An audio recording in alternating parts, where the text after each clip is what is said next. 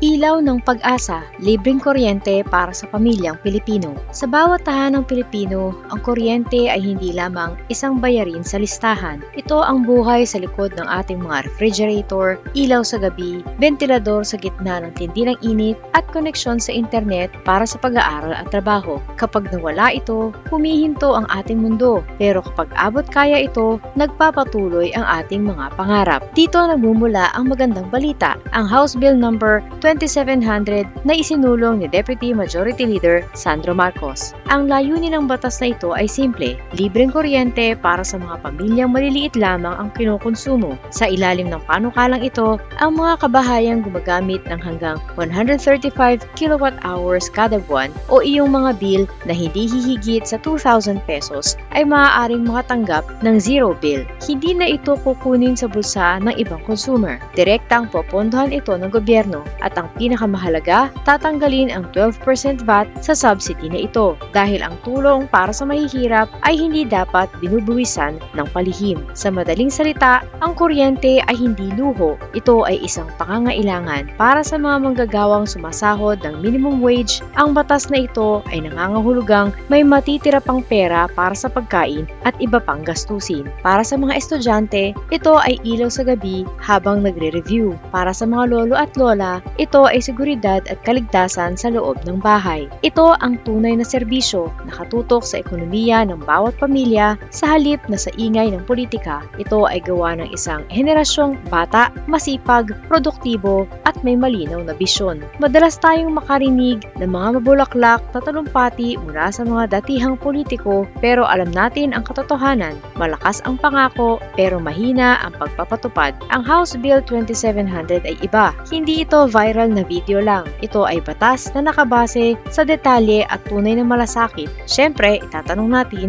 kaya ba ito ng budget ng gobyerno? Ang sagot ay oo, kung may disiplina at tamang pagpuntirya sa mga nangangailangan. Sa huli, ang tanong ay hindi lang kung kaya ba ng gobyerno, kundi kaya ba ng mga pamilyang Pilipino kung wala silang proteksyon sa taas ng presyo? Ang halaga ng isang batas ay hindi nasusukat sa ganda ng salita, kundi sa ginhawang hatid nito sa tao. Kapag binuksan mo ang ilaw sa iyong tahanan at hindi na kasing bigat ng dati ang iyong iisipin, doon natin tunay na mararamdaman ang halaga ng batas na ito. May liwanag na dumarating at sa tulong ng tamang liderato, ang bawat tahanang Pilipino ay magkakaroon ng pagkakataong guminhawa. Game changer na voucher system, ang bagong bukas ng kolehiyo sa Pilipinas. Naranasan mo na ba ang lungkot ng gustong mag-aral pero ubos na ang slot sa State University? O kaya naman, libre nga ang tuition pero ang layo naman ng school. Kaya talo ka pa rin sa pamasahe at boarding house. Para sa maraming pamilyang Pilipino, ang pangarap na diploma ay madalas na nahaharang ng kakulangan sa pera o slot. Pero huwag mawala ng pag-asa dahil may magandang balitang dumarating. Isinusulong na ang isang bagong batas na magbabago sa buhay ng mga estudyante, ang voucher system para sa kolehiyo. Ito ay hindi lang basta pangako, isa ito sa mga priority measures ng ating gobyerno. Ang konsepto ay simple pero napakalakas. Kung ikaw ay isang mag-aaral na galing sa mahirap na pamilya, base sa listahan ng DSWD at kwalipikado sa kolehiyo, bibigyan ka ng gobyerno ng voucher. Ang voucher na ito ay parang check o pondo na pwede mong dalhin para makapag-enroll sa mga private schools o technical vocational institutions. Bakit ito isang game changer at punong-puno ng pag-asa? Bit-bit mo ang pondo. Dati, ang pondo ay nasa mga public schools lang. Ngayon, money follows the student. Ikaw na ang may hawak ng pondo. Kung mas malapit sa inyo ang isang private school o doon matatagpuan ang dream course mo, sagot ng voucher ang tuition at miscellaneous fees mo. Hindi mo na kailangan magtiis sa kursong hindi mo gusto dahil lang iyon ang libre. Sa voucher system, may laya ka ng piliin ang eskwelahang tutulong sa iyo na maabot ang iyong pangarap. Kasama pa rito ang allowance para sa mga libro, gamit at pati computer. Dahil mababawasan ang siksikan sa mga public universities, mas gaganda ang kalidad ng turo para sa lahat. Mas maraming slots, mas maraming pagkakataon, mas maraming pangarap ang matutupad. Kapag naging batas ito, wala nang estudyanteng may iwan dahil lang sa layo ng paaralan o liit ng budget. Ang pangarap mong diploma ay hindi na drawing at magiging realidad. Ito ang tunay na universal access to quality education. Ipinapakita nito na ang gobyerno ay ay nakikinig at handang mamuhunan sa pinakamahalagang yaman ng bansa, ang kabataang Pilipino. Huwag sumuko sa iyong pangarap. Ang edukasyon ay hindi na lamang para sa mayayaman. Ito ay karapatan mo na handang suportahan ng bayan. Sa voucher system, ang kinabukasan mo ay maliwanag at sagot ka ng gobyerno.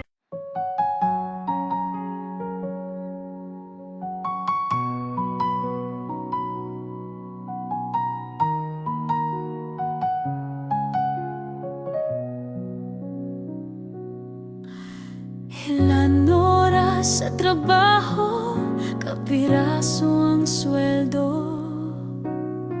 Habang sila nag-aantay ng porsyento, kami ang nakukuba, hirap at nagdurusa.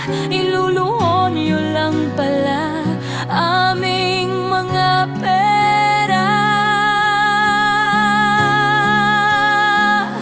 Galit at puot, hindi ito matatapos. Hindi kami titigil, boses man ay maubos. Kinamkam nyo lahat ang aming pinaghirapan. Kayo ang salarin sa luha ng bayan.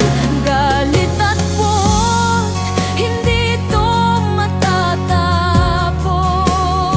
Hindi kami titigil, boses man ay maubos. Kinamkam nyo lahat ang aming pinaghirapan. Kayo ang salarin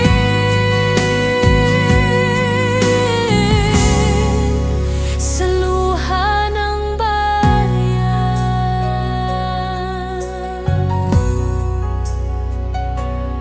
Sa kislap ng salapi nagbago ang mga anyo. Itim ang kulay na dumadaloy sa inyong dugo. Malansang katauhan, hindi nyo na matatakpan. Nakabarong na pala ngayon ang mga kawatan. Galit at puot, hindi ito matatapos. Hindi kami titigil, boses man ay maubos. Kinamkam nyo lahat ang aming pinaghirapan. Kayo ang salarin sa luha ng bayan. Galit at puot, hindi ito matatapos. Hindi kami titigil, boses man ay maubos. Kinamkam nyo lahat ang aming pinaghirapan. Kayo ang salarin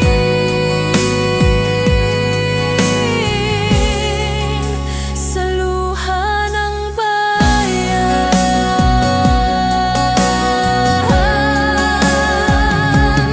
Totoo pala ang multo, nakakatakot ito. Kinaibigan nila, inutosang kainin tayo. Lagi silang gutom hanggat may natitira sa sagpangin nila. Mga walang kaluluwa.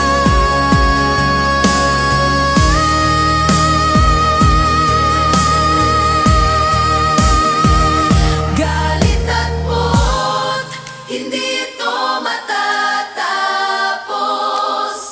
Hindi kami titigil, boses man ay maubos.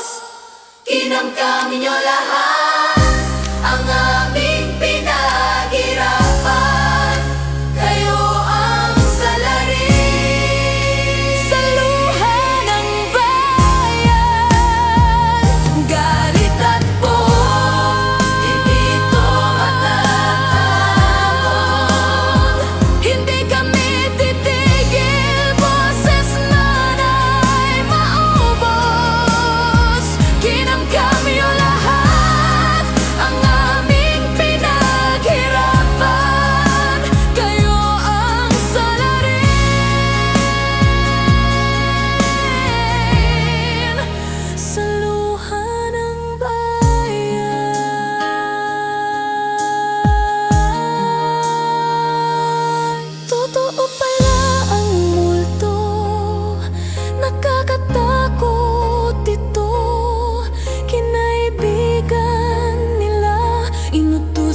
kain